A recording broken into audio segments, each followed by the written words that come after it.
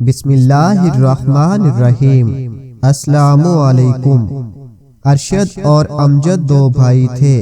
دونوں اپنے ماں باپ کے ساتھ گاؤں میں رہتے تھے۔ اگرچہ وہ غریب تھے لیکن وقت اچھا گزر رہا تھا۔ غربت کے باوجود ماں اپنے بچوں کا بہت خیال رکھتی تھی۔ اس کی کوشش ہوتی تھی کہ وہ اپنے بچوں کو صاف ستھرے اچھے کپڑے پہنائے اور اچھا کھانا کھلائے، لیکن کرنا خدا کا یوں ہوا کہ ماں کچھ عرصہ بیمار رہ کر فوت ہو گئی۔ ان دونوں بھائیوں پر غم کا پہاڑ ٹوٹ پڑا۔ ان کے ابو اور چچا وغیرہ ان کا خیال کرنے لگے، لیکن ماں کی کمی انہیں بہت محسوس ہوتی تھی اور اب گاؤں میں ان کا دل نہیں لگتا تھا۔ گاؤں میں روزگار بھی نہ ہونے کے برابر تھا۔ تنگ دستی اور غربت بڑھ رہی تھی۔ حالات ایسے تھے کہ یہ دونوں بھائی اسکول بھی نہیں جا سکتے تھے۔ ان کے ابو نے حالات میں بہتری لانے کے لیے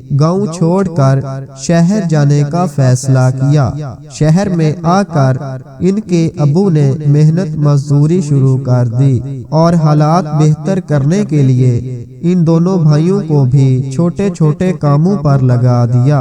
ارشد کو ایک سٹور پر ملازمت ملی۔ اب وہ سارا دن سٹور پر رہتا، گاہک آتے رہتے، وہ انہیں ان کی مطلوبہ چیز نکال کر دیتا۔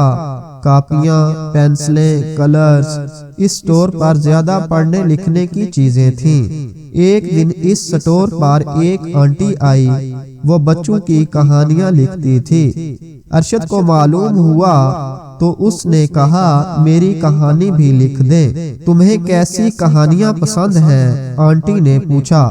ماں کی کہانی لکھ دیں، ارشد نے کہا۔ میری امی فوت ہو چکی ہیں۔ آنٹی نے کہا لیکن ایک بات مانو گے؟ جی، ارشد نے کہا۔ تم نے کہا کہ ماں کی کہانی لکھ دیں، اس کا مطلب ہے کہ تمہیں اپنی ماں سے بہت محبت ہے اور ہر ماں کی خواہش ہوتی ہے کہ اس کا بیٹا پڑھے۔ اگر تم سکول نہیں جا سکتے تو فارغ وقت میں پڑھ سکتے ہو۔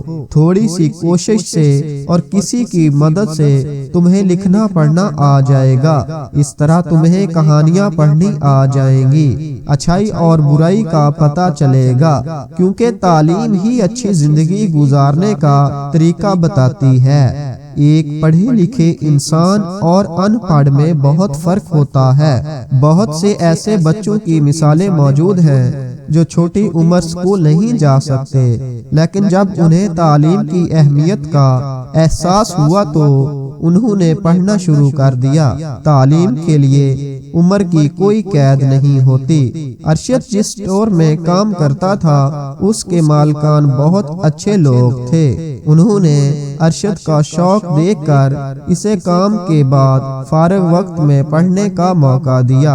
ارشد نے سوچا وہ پڑھے لکھے گا، اچھی باتیں سیکھے گا تو یقیناً اس کی ماں کی روح خوش ہوگی۔ اس طرح اس نے پڑھنا لکھنا شروع کیا اور آہستہ آہستہ اس نے تعلیم مکمل کر لی۔ اب وہ M.Com کر چکا ہے، ایک فیکٹری میں مینیجر کی جاب کر رہا ہے۔ آج بھی وہ اس خاتون کو یاد کرتا ہے جس نے اس کو نصیحت کی اور بات اس کے دل میں اتر گئی۔ اس طرح اس نے تعلیم کا سلسلہ شروع کیا اور آج ایک باوقار زندگی گزار رہا ہے۔